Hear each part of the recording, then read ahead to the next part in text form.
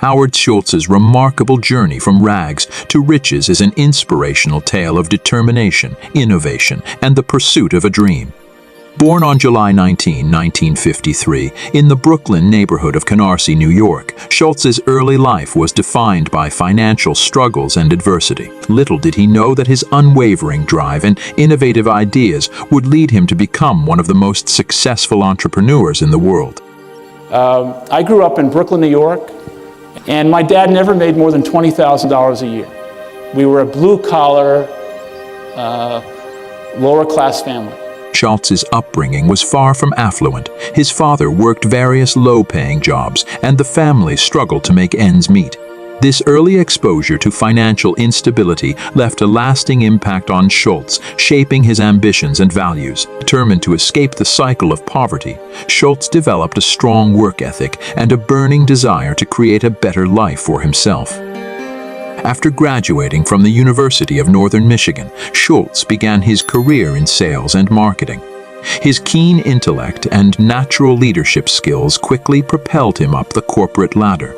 It was during this time that Schultz had a pivotal encounter with a small coffee shop in Seattle that would change the trajectory of his life. In 1981, Schultz stumbled upon a local coffee shop named Starbucks while working as the director of retail operations at a kitchenware company. Intrigued by the shop's unique focus on high-quality coffee beans and European cafe culture, Schultz was inspired to join the company as the director of marketing. It was during a trip to Italy that Schultz had an epiphany. He realized the potential to transform Starbucks into more than just a place to buy coffee beans. He envisioned it as a community gathering space, a third place between work and home. However, Schultz's vision was met with resistance from Starbucks founders who were more focused on the retail aspect of their business. Undeterred, Schultz left Starbucks to start his own venture, a chain of coffee shops called Il Giornale. His company's success did not go unnoticed, and in 1987, he acquired Starbucks with the help of investors, merging the two chains under the Starbucks name. Schultz's leadership and innovative ideas breathed new life into Starbucks. He implemented a series of changes that transformed the coffee shop experience, including introducing espresso beverages, expanding the number of locations, and emphasizing customer satisfaction. Schultz's emphasis on creating an atmosphere where customers could linger, socialize, and work turned Starbucks into a cultural phenomenon. Under Schultz's guidance, Starbucks expanded rapidly both in the United States and internationally. By the late 1990s, Starbucks had become a household name, and Schultz's net worth had soared into the billions. Despite his financial success, Schultz remained committed to his values, advocating for social responsibility and employee welfare. Schultz's journey from rags to riches wasn't without its challenges. In the early 2000s, as Starbucks continued to grow, the company faced criticism for its expansion strategy and a perceived decline in the quality of its products. Schultz recognized these issues and embarked on a mission to reinvigorate Starbucks once again. He returned as CEO in 2008 and implemented a series of measures to streamline the company, refocus on quality, and adapt to changing consumer preferences. Throughout his career, Schultz's commitment to social responsibility remained unwavering. He initiated various initiatives, such as supporting fair trade practices, promoting ethical sourcing of coffee beans, and providing healthcare benefits to Starbucks employees. In 2012, Schultz launched the Starbucks College Achievement Plan, which offers eligible employees the opportunity to earn a bachelor's degree through Arizona State University's online program. Schultz's impact extended beyond Starbucks as well.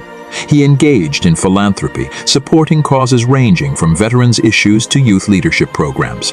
In 2019, he explored a potential bid for the U.S. presidency, motivated by a desire to address political and social divides in the country. Although he did not ultimately run for office, his foray into politics reflected his dedication to making a positive impact on society.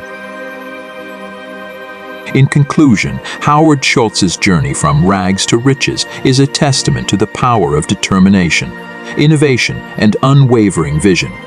His rise from a struggling background to becoming a billionaire entrepreneur is an inspiring story that demonstrates how hard work, creativity, and a commitment to one's values can lead to incredible success. Schultz's legacy extends far beyond coffee.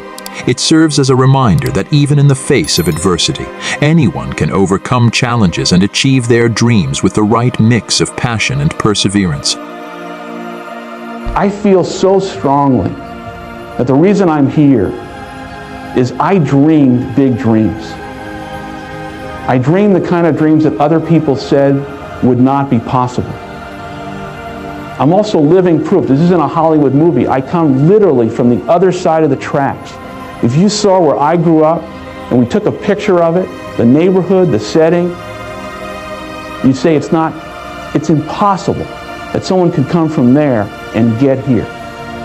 But it is possible. And not to sound too trite, it's possible because we still live in a country where the entrepreneurial spirit is so alive and so well. And anyone in this country, if you dream big and surround yourself with great people and leave your ego at the door and share success with others and have a little luck along the way, you can do anything. But there will be people along the way, and I remember this, who will say to you, you know, you're dreaming too big. It's not possible. Those things just can't happen. Don't allow anyone, friend, family, acquaintance, teachers, whoever it is, don't allow anyone to tell you that what you are dreaming for yourself and your family is not possible. It is possible. Don't be one of those people 20 years from now are going to be walking around in a 9-to-5 job, miserable and angry and bitter because you let your dreams get away from you because you did not believe strongly enough in yourself and what was possible. Don't allow that to happen. This is an unbelievable time. And I can't encourage you enough to continue to think that things are possible and that your dreams can come true. How many people have you met in your life who have said things like, I had that idea, I knew about that, or I was so close but I gave up? I think sometimes the difference between success and failure, winning and losing, is a very fine line between those people who will continue to move forward. In August of '87, we had 11 stores and 100 employees and a dream to create a national retail company around the coffee experience, good coffee in America. But there was another dream I had, and that was to build a different type of company. A company that potentially could achieve the delicate balance between profitability and the fiscal responsibility of building shareholder value, but the balance of also having a heart, benevolence, and integrating a social conscience in everything the company would do. And hopefully one day, remember this was '87, the company would be known as much for its values, its culture, its guiding principles, as it would the quality of its coffee.